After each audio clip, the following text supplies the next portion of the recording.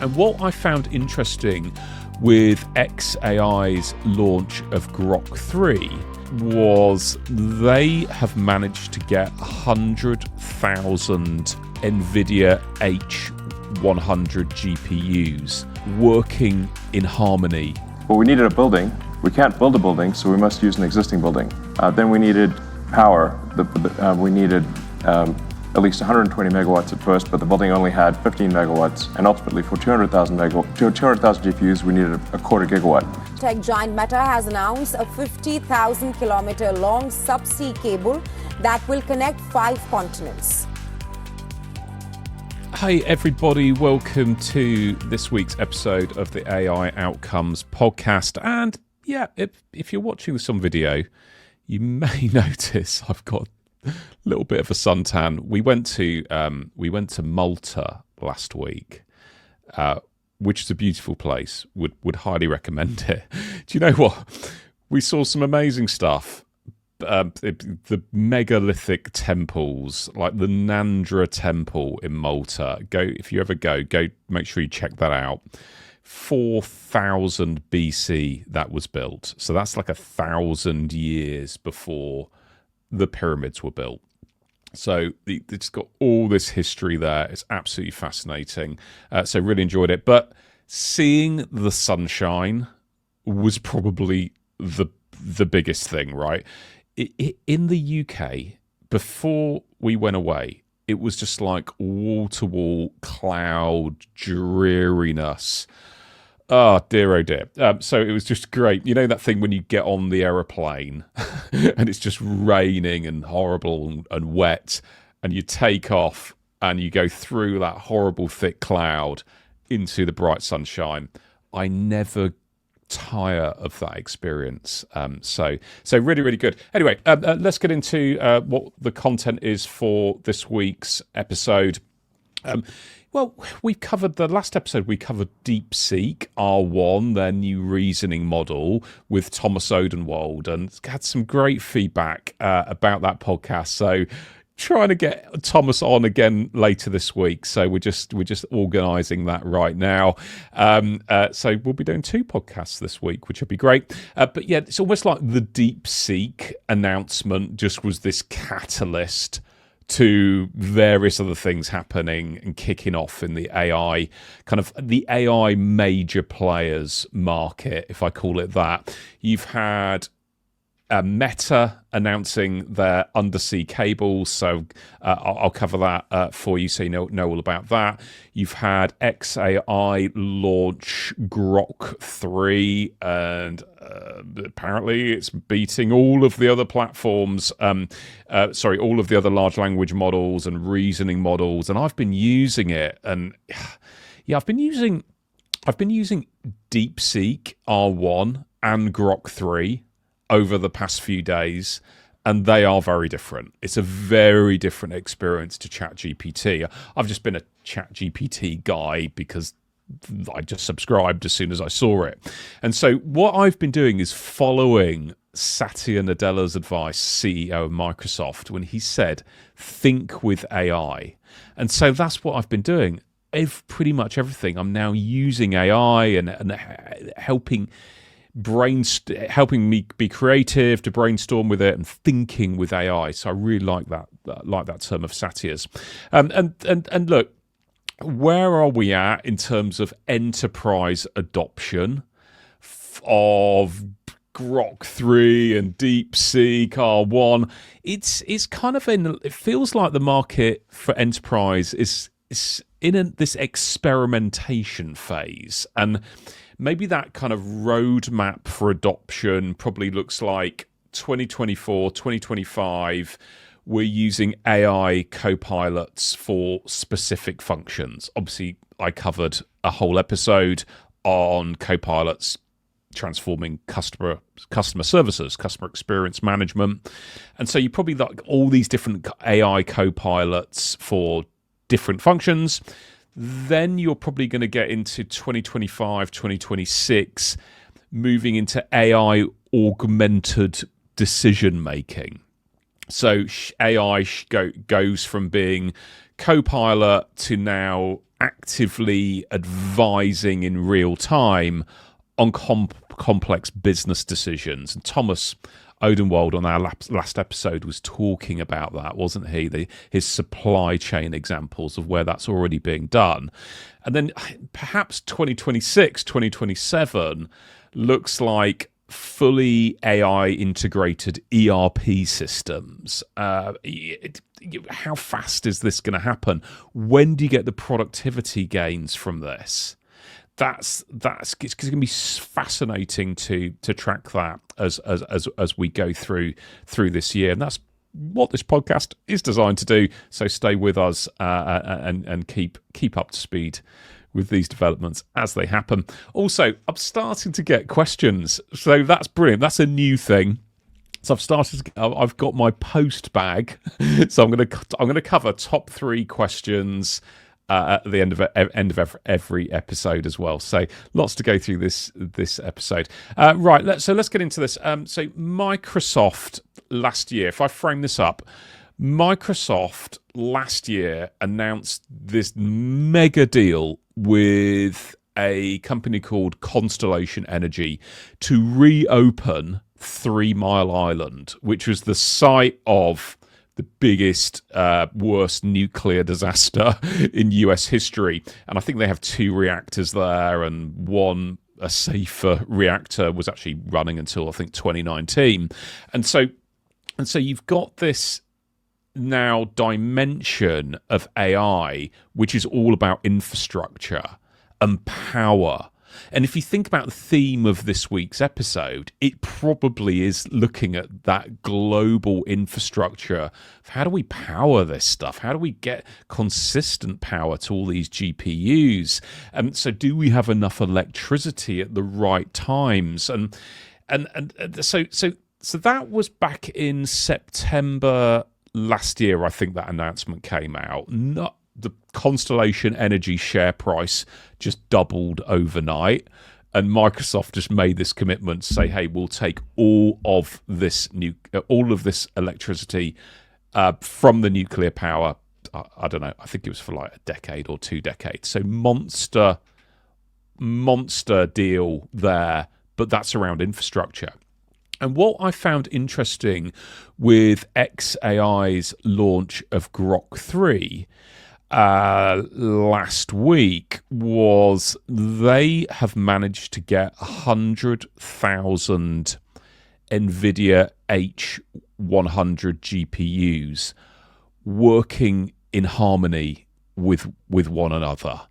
And that is stunningly difficult to do at all. But to do that in 122 days was just mind-blowing, industry-shaping as a feat.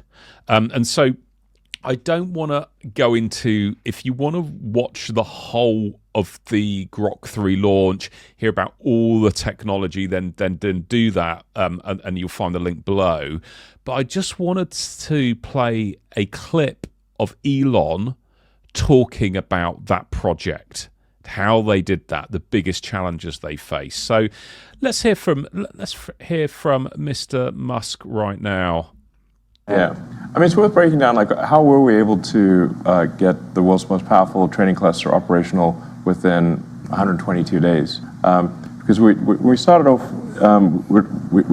we actually weren't intending to do a data center ourselves. We were going to just, we went to the data center providers and said, how long would it take to have 100,000 GPUs operating coherently in a single location? And we got timeframes from 18 to 24 months. So we're like, well, 18 to 24 months, that means losing as a certainty. So the only option was to do it ourselves. So then if you break down the problem, I guess I'm doing like reasoning here, but like, makes you think. One single chain though. Yeah, exactly. So, well, we needed a building. We can't build a building, so we must use an existing building. So we looked for factories that had been abandoned, but the factory was in good shape, like the company had gone bankrupt or something. So we found an Electrolux factory in Memphis. That's why it's in Memphis, home of Elvis, and also one of the oldest. I think it was the capital of ancient Egypt. And it was actually a very nice factory, that I don't know, for whatever reason that Electrolux had left, so that gave us shelter for the computers. Then we needed power. We needed at least 120 megawatts at first, but the building only had 15 megawatts, and ultimately for 200,000 GPUs, we needed a quarter gigawatt. So we initially leased a whole bunch of generators. So we have generators on one side of the building, just one trailer after trailer of generators, until we can get the utility power to come in. But then we also need cooling. So on the other side of the building, it was just trailer after trailer of cooling. So we leased about a quarter of the mobile cooling capacity of the United States on the other side of the building. Then we needed to get the GPUs all installed, and they're all liquid cooled. So in order to achieve the density necessary, this is a liquid cooled system. So we had to get all the plumbing for the liquid cooling. Nobody had ever done a liquid cooling data center at scale. So this was an incredibly dedicated effort by a very talented team to achieve that outcome. I may think, now it's going to work. Nope.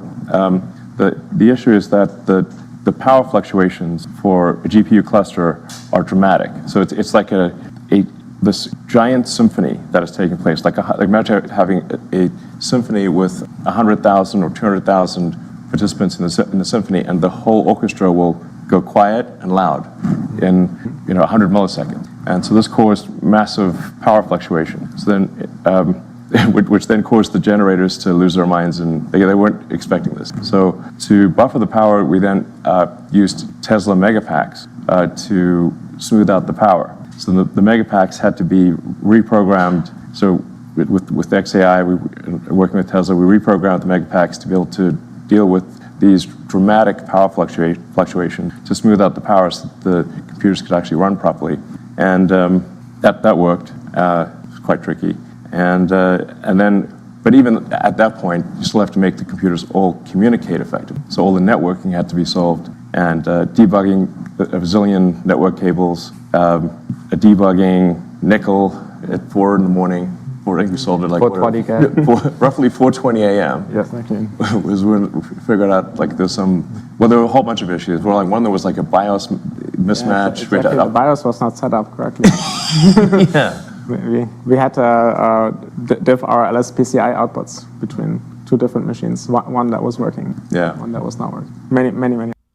All right, let's stop that video there. But it's just unbelievable, isn't it? And they didn't start out with the plan to build this themselves, right? That was really surprising to me. I just assumed that they were just going to, stand this up as a kind of new data center, but they actually went and spoke to the providers. I guess we all know who they are.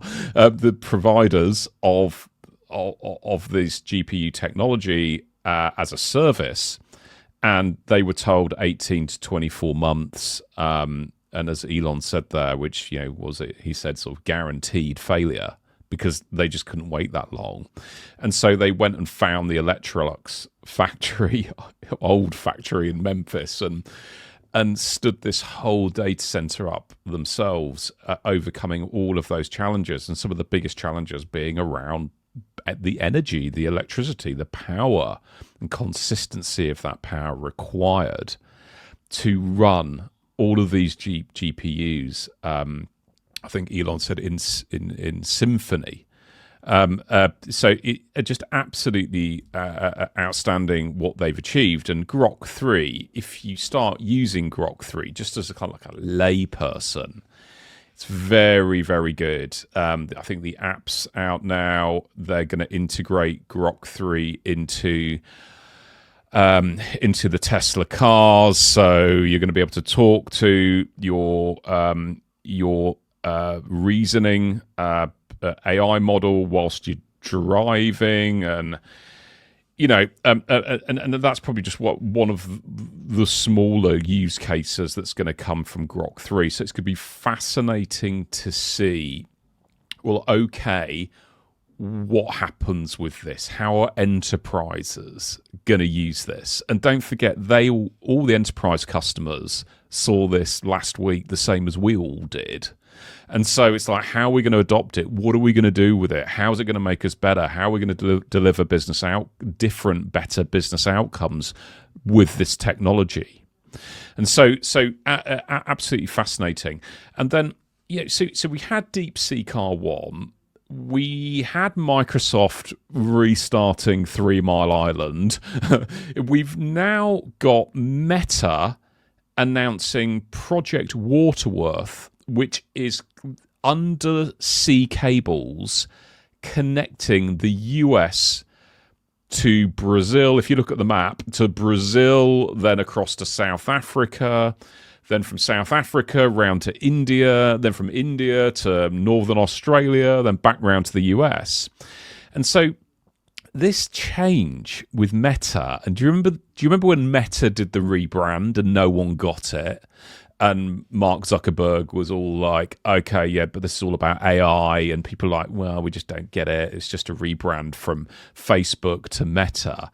Now we see, don't we, what that has now led to is they're just not the Facebook company, the Instagram, the WhatsApp company that we all got to know. Now, they're a major AI provider. And we were talking last week with Thomas, weren't we, about the Llama 3.1, that open source large language model being used by lots of enterprises now. So that, this transition, strategic pivot from Facebook to now major AI player, that's what Mark Zuckerberg's vision was, wasn't it? And so yeah. Then let me play you a little video on the Meta undersea cables. Let's hear about that, and then we'll reflect upon it. On the world of technology now, tech giant Meta has announced a 50,000-kilometer long subsea cable that will connect 5 continents. When completed, the subsea cable will be the world's longest underwater cable project. It's called Project Waterworth.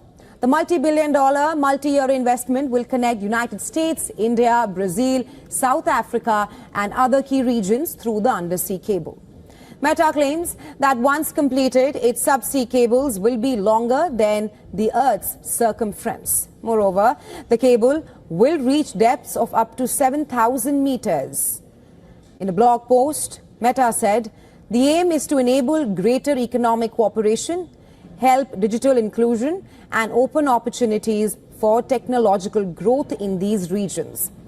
Now, Zuckerberg's Meta will be deploying advanced routing and innovative cable burial strategies to protect against damage in high-risk areas like shallow coastal waters. Undersea cable networks are essential for global internet connectivity. These cables enable local telecom operators to provide internet services to their customers and connect different countries. Meta's investment comes amid increasing demand from telecom operators to help expand network infrastructure and help in data congestion. So, Project Waterworth, and I was doing some research on this 'cause I was like, what else is going on in this market? And it's not the first of these undersea cables projects by a long shot. So it's the longest to date, and they're using 24 fiber pair system, which I think in layman's terms is like just more lanes on the highway, right? To give higher capacity. But these subsea cables are absolutely critical to the infrastructure. We saw the one taken out in the pipeline in the Baltic, didn't we? Which kind of like makes me think, how are they going to secure this cable? And actually, they do burrow it deeper in high-risk areas, apparently. Who knows, really? But there was, who are we looking at now? Telegeography says that there's more than 600 publicly known subsea cable systems worldwide. This includes the 2Africa cable, which is backed by Meta and a number of mobile network operators such as Orange, Vodafone, and China Mobile. That links 3 continents and spans 45,000 kilometers. So these technology firms are serving as the major providers of web services, basically, for the world. And Google said last year that it's going to build the first subsea cable connecting Africa and Australia. And that was a $1 billion investment to also boost connectivity to Japan. I think there was another project with 2 new subsea cables across the Pacific Ocean. So this is really, really just, again, the infrastructure going in place to support AI adoption at just a phenomenal scale, right? That is what this is all being set up to do. And the investment and the lack of hesitancy on investment really, I think, should serve as a good indicator to all of us that this thing is coming. This technology is going to get widely adopted and used by enterprise and retail alike. So yeah, really, really interesting. That Meta's transformation there, and then of course you had. Back to the theme of DeepSeek R1 kind of being the catalyst for all these announcements. You then had OpenAI releasing their o3-Mini reasoning model. And there's an interesting article in the Tech Radar saying that the changes that ChatGPT have made to o3-Mini, and it's now working and feeling more like DeepSeek R1, and that's displeased some of the users. So users, so let's the quote from Tech Radar was OpenAI said, users have told us that understanding how the model reasons through a response not only supports more informed decision making, but also helps build trust in its answers. Now, that was the big difference. When I first used DeepSeek, I was like, wow, it's telling me how it's going about the thought process to answer the question that I'd presented to it. And it's like using terminology like, wait, hang on a minute, the user's asking this. Hang on, maybe I need to check this. Actually, I should do it like this. So go, if you haven't tried prompting DeepSeek, go use it. Go use Grok3, and you'll find it's very, very similar. Obviously, Grok3's got the benefit or not, depending on how you view the world, of all of the Twitter X data as well, constantly being fed into it. So it feels much more up to date than DeepSeek R1, which will tell you, hey, I think it was trained up to summer 2024, right? So Grok3 has that feeling of currency that DeepSeek R1 doesn't, to me as a layperson, right? But so OpenAI went on to say that whilst the kind of how the model's raw reasoning remains hidden, as it's hard to understand, we found a balance. The model can think freely, and then it organizes those thoughts so they're easy to read. To improve clarity and safety, we've added an additional post-processing step where the model reviews the raw chain of thought, removing any unsafe content, and then simplifies any complex ideas. Additionally, this post-processing step enables non-English users to receive chain of thought in their natural language, creating a more accessible and friendly experience. Very different, isn't it, to the way that the XAI team are presenting Grok3, saying like, it's just going to present information even if it's non-politically correct. But that chain of thought, that was the big difference for me over ChatGPT. Using that as a large language model to now we're using a reasoning model, was the model setting out its chain of thought, And that makes it more like a human to deal with and to interact with, because you can look at its chain of thought, and that sparks thoughts with you as you're reading how it's doing stuff. So OpenAI getting a bit of criticism there in the press around how they've possibly made o3-Mini a little bit more like DeepSeek R1. So they're the key kind of stories that I wanted to cover in this episode. But I did also say that I'm going to cover Postbag, and great that I've had questions start coming in. I've had questions kind of at the bottom of YouTube videos, and we've been getting into some conversations. But I'm receiving more. So if you want to message me, go message me on LinkedIn. That's probably the easiest way. That's how most of my questions are coming. So I took the top 3 this week, so let's go for the top 1, and I'll keep these anonymous, of course. Hi, Ben. I'm in technology sales. I feel like AI is all about I'm in technology infrastructure sales. I feel like AI is all about software. What is your perspective from your sales experience working in technology? I can understand that, but look at the theme of this episode. It's about infrastructure. And look at the make-buy decision that the XAI team made. They were looking at buying, and they decided to then build their own infrastructure. So I think if you're in technology infrastructure, and I worked for Computer Center, for example, that's where I really started my sales career, and that was selling infrastructure rather than software. And it's almost like infrastructure is having a renaissance. So that's like the data center is back. And that's going to be really important for especially the larger enterprise customers, is where is their data going to live? How are they achieving compliance?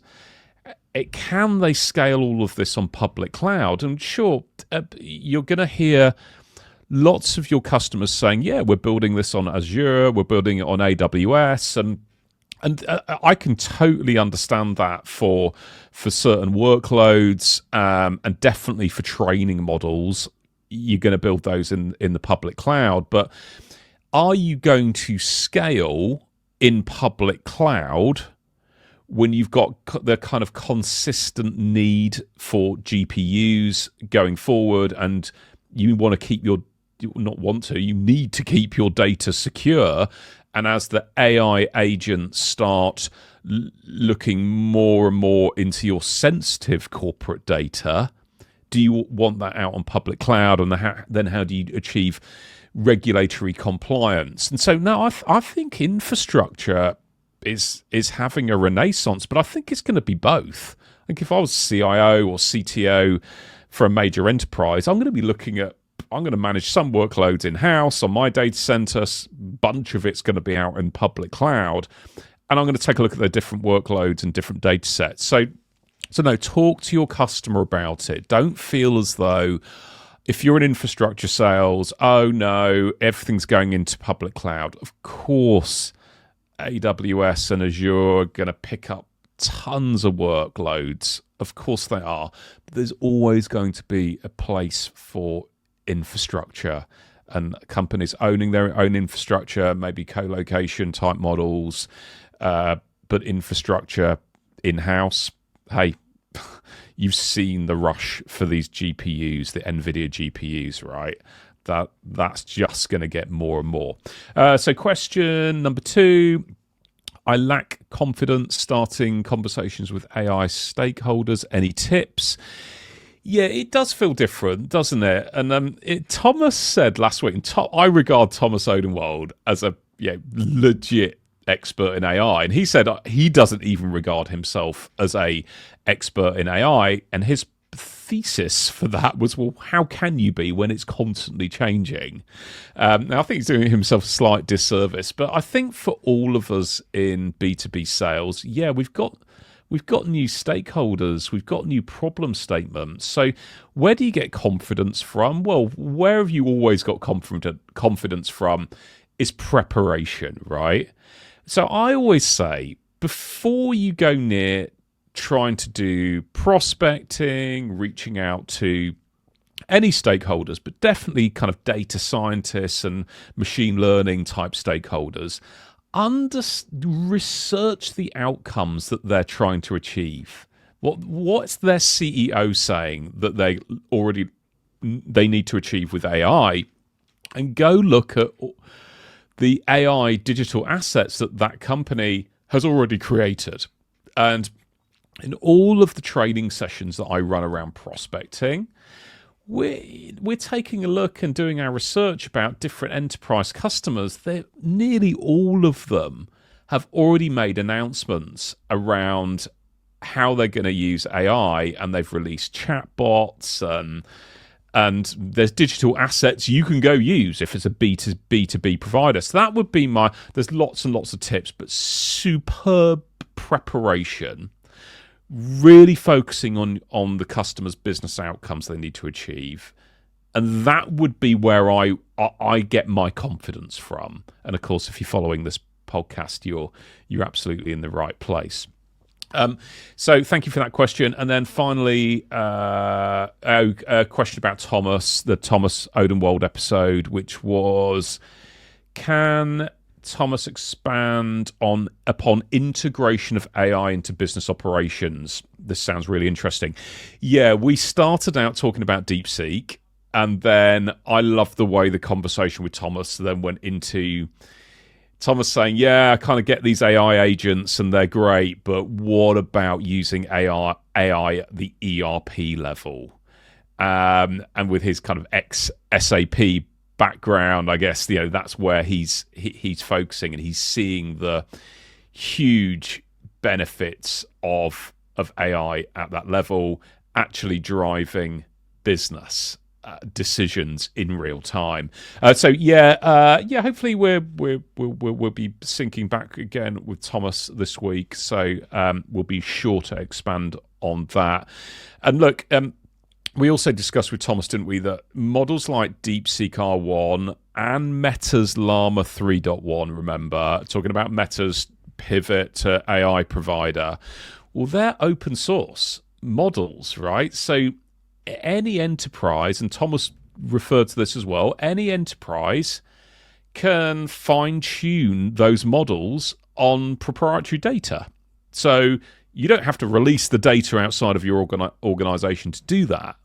And so you're not exposing sensitive information to third-party vendors. And so kind of use case ERP, typical use cases around ERP might be, we use ERP we automate it. So AI models can auto-classify and tag financial transactions, detect anomalies in accounts payable, optimize resource planning in real time. And it's a fascinating topic, isn't it? So we'll expand upon that in the episode that should be out hopefully Friday this week. So look, hope you found that episode really, really useful. And so that's a wrap. And of course, I hope you found the real-world AI stories, data points valuable for the conversations with your customers. So to make sure you stay up to date with the latest insights, hit the subscribe button so you never miss an episode. And until the next time, stay curious, stay informed, and keep helping your customers deliver value from AI.